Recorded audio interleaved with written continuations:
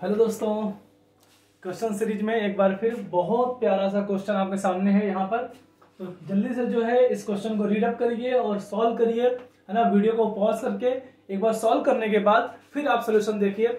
बहुत प्यारा सा क्वेश्चन है। A cyclic process ABCD is shown in figure PV diagram for an ideal gas which is for this diagram represent same process. मतलब बोल रहे हैं कौन सा ऐसा डायग्राम है जो इस प्रोसेस को एग्जैक्टली सेम जो है, ठीक है, आप जो है डिस्क्राइब कर रहा है। तो ऐसा कौन सा डायग्राम है जो एग्जैक्टली इस डायग्राम को सेम डिस्क्राइब कर रहा है। तो आप देखो ये ग्राफ किसका है, P और V का है। तो जल्दी से सॉल्व करना है, आंसर को कमेंट बॉक्स में मेंशन करना है और फिर मैच करना है कि क्या गलतियां हो रही है, सही है ना, क्या एक्सप्लेनेशन हो सकता है इसका। तो कैसे स्मार्टली सॉल्व कर सकते हैं ऐसे क्वेश्चंस को। घबराना नहीं है कि कैसे सर बहुत सारे डायग्राम आ गए हैं, बहुत सिंपल क्वेश्चन है, बहुत इजी क्वेश्चन है ना। क्या क्या फैक्टर ध्यान में रखते हैं, कैसे स्टार्ट करते हैं। देखो जब भी कभी क्वेश्चन को सॉल्व करोगे तो आपको हमेशा 3 स्टेप को फॉलो करना है। दुनिया का कोई भी क्वेश्चन हो, एक तो पहला इनिशिएशन स्टेप, कैसे शुरू करें। दूसरा टारगेट स्टेप, आपका टारगेट क्या है, क्या लाना है, अब क्या अचीव करना है आपको, ठीक है। और तीसरा स्टेप है प्रोसेस, है ना। तो पहले आपको इनिशिएशन करना है। इनिशिएशन का मतलब है क्या क्या चीजें आपके पास पता है, टारगेट क्या है, क्या निकालना है, और तीसरा है प्रोसेस में वर्क करना है, ठीक है। तो इसी बेसिस पे काम करना है। कोई भी क्वेश्चन हो अगर इस बेसिस पे आप काम करते हो तो कभी भी गलत नहीं होगा, है ना। तो इस बात को ध्यान रखना है। तो यहां देखो बेटा, तो पहला है इनिशिएशन। इनिशिएशन का मतलब ये है जो गिवन है उससे कुछ चीजें निकालना, है ना, उससे कुछ आउटपुट निकाल लेना, ठीक है। तो बताओ PV डायग्राम दिया हुआ है, ग्राफ दिया हुआ है ABCD का। तो यहां से बात मालूम चली, पहली बात AB वाली लाइन कैसी है, स्ट्रेट लाइन है, कांस्टेंट लाइन है। इसमें क्या कांस्टेंट है, वॉल्यूम कांस्टेंट है। तो A से B में जाने में वॉल्यूम चेंज नहीं हो रहा है, प्रेशर चेंज हो रहा है। तो हम ये बोल सकते हैं A से B में क्या आउटपुट आया, वॉल्यूम जो है वो कांस्टेंट है, वॉल्यूम जो है वो कांस्टेंट है। ऐसे ही सेम C से D में क्या है, C से D में इसमें भी क्या है, वॉल्यूम क्या है आपका, वॉल्यूम आपका कांस्टेंट है। एक आउटपुट ये आया। तो ये है इनिशिएशन प्रोसेस कि ग्राफ देखने के बाद क्या क्या आउटपुट्स आप निकाल सकते हो। तो पहला आउटपुट आ गया A से B में, ठीक है, आपका क्या हो रहा है, वॉल्यूम कांस्टेंट है। C से D में क्या है आपका, इसमें भी वॉल्यूम कांस्टेंट है, ठीक है। अब इसके बाद देखो B से C जाने पर आपका वॉल्यूम बढ़ रहा है। B से C जाने पर देखो B में वॉल्यूम कितना है, 1 लीटर, C पे कितना है, 2 लीटर। B से C जाने में वॉल्यूम क्या हो रहा है, इंक्रीज हो रहा है। तो हम ऐसे करेंगे, B से C जा रहे हैं तो वॉल्यूम क्या हो रहा है, वॉल्यूम इंक्रीज हो रहा है, वॉल्यूम क्या हो रहा है, इंक्रीज हो रहा है, ठीक है। इसके बाद देखो सेम, अगर आप A से D जा रहे हो तो भी क्या हो रहा है, वॉल्यूम क्या हो रहा है, इंक्रीज हो रहा है। तो A से D जाने पे भी इंक्रीज हो रहा है और B से C जाने पे इंक्रीज हो रहा है। तो जो जो आपको आउटपुट मिल पाते हैं, पहले इतने आउटपुट से हम बात करते हैं, ठीक है। और एक चीज और क्रॉस चेक कर लेंगे कि क्या टेम्परेचर कांस्टेंट है किसी प्रोसेस में, क्योंकि ग्राफ किसका है। अब देखो टारगेट हमारा इनिशिएशन हो चुका है ना। टारगेट क्या है, टारगेट है वॉल्यूम और टेम्परेचर में ग्राफ, टेम्परेचर और वॉल्यूम में ग्राफ, वॉल्यूम और टेम्परेचर में ग्राफ, टेम्परेचर और वॉल्यूम में ग्राफ। तो कहने का मतलब ये है हमारे पास जो ग्राफ्स दिए हुए हैं वो टेम्परेचर और वॉल्यूम में दिए हैं। तो वॉल्यूम के बारे में हमने देख लिया। अब टारगेट क्या है, टारगेट क्या था, टारगेट है आपका टेम्परेचर। तो आप चेक करो क्या टेम्परेचर किसी में सेम है क्या। आप एक काम करते हैं, हम चेक करते हैं A से D में देखो, बताओ यहां पर PV इक्वल टू एनआरटी लगा दो A पॉइंट पर। अगर आपने A पॉइंट पर PV इक्वल टू एनआरटी लगाया, P की वैल्यू है 1, V की वैल्यू है 1, PV की वैल्यू कितनी आई 1, और T की वैल्यू कितनी आएगी 1 डिवाइड बाय NR आया क्या, ठीक है। अब इसके बाद देखो, अगर आप यही पॉइंट D पे चेक करो, D पर इस प्रोसेस A से D के लिए D पे चेक करो, D पे क्या है ना, वॉल्यूम का वैल्यू है 2, इसका कितना है बोलो, इसका कितना है 1/2, इसका कितना है 1/2, मल्टीप्लाई करो कितना आएगा 1/2 मल्टीप्लाई बाय 2 कितना आया 1।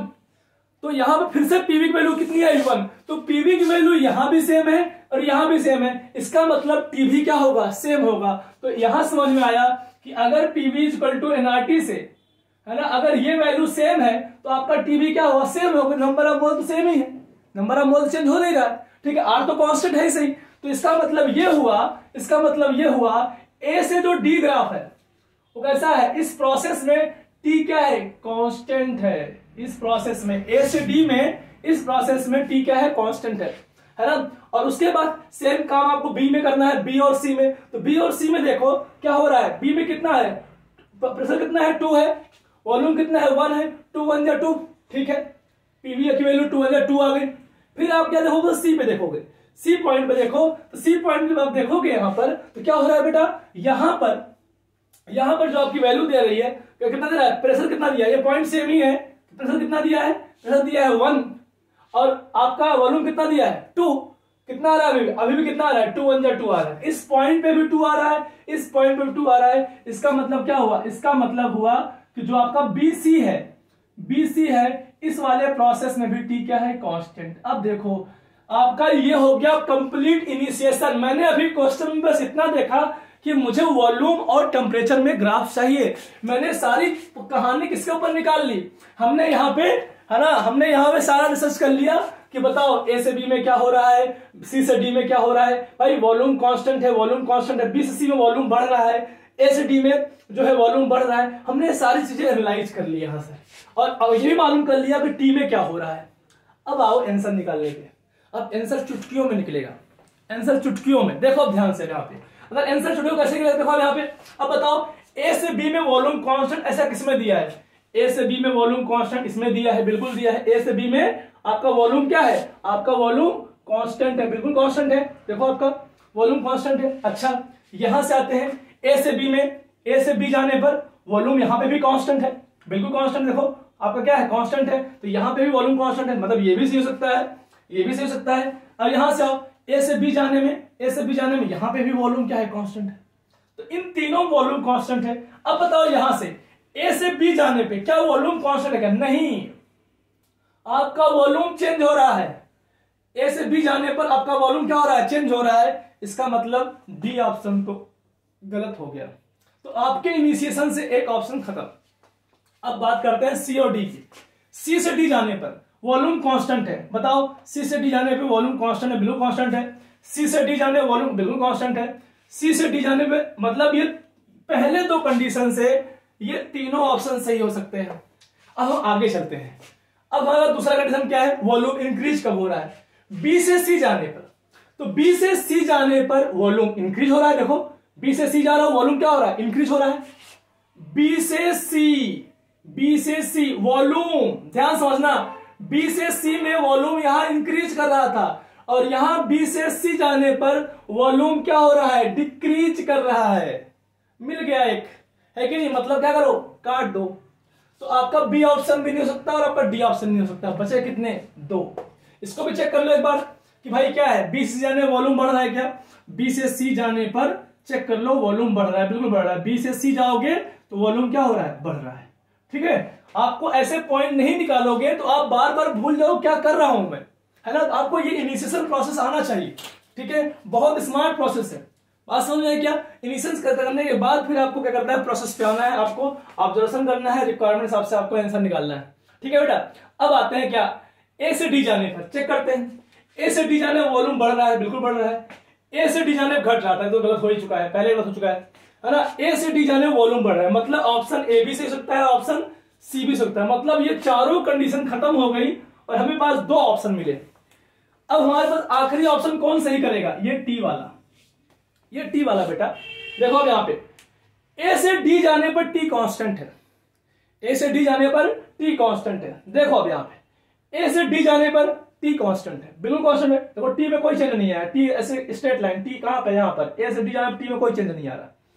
बी से सी जाने पर टी कांस्टेंट है, बिल्कुल कांस्टेंट है, बी से सी जाने पर कोई चेंज नहीं आ रहा। अब यहां देख लो एक बार, यहां क्या है, ए से डी जाने पर, यहां देखो यहां स्ट्रेट लाइन नहीं है, ए से डी जाने पर टी कांस्टेंट नहीं है, बिल्कुल, है ना। ए से डी जाने पर टी क्या कर रहा है, वेरी कर रहा है ना। बी से सी जाने पर टी क्या है, वेरी कर रहा है, और यहां हमारे पास क्या है, कांस्टेंट। इसका मतलब ये भी खत्म, तो ऑप्शन नंबर सी जो है आपका क्या हो जाएगा, करेक्ट हो जाएगा।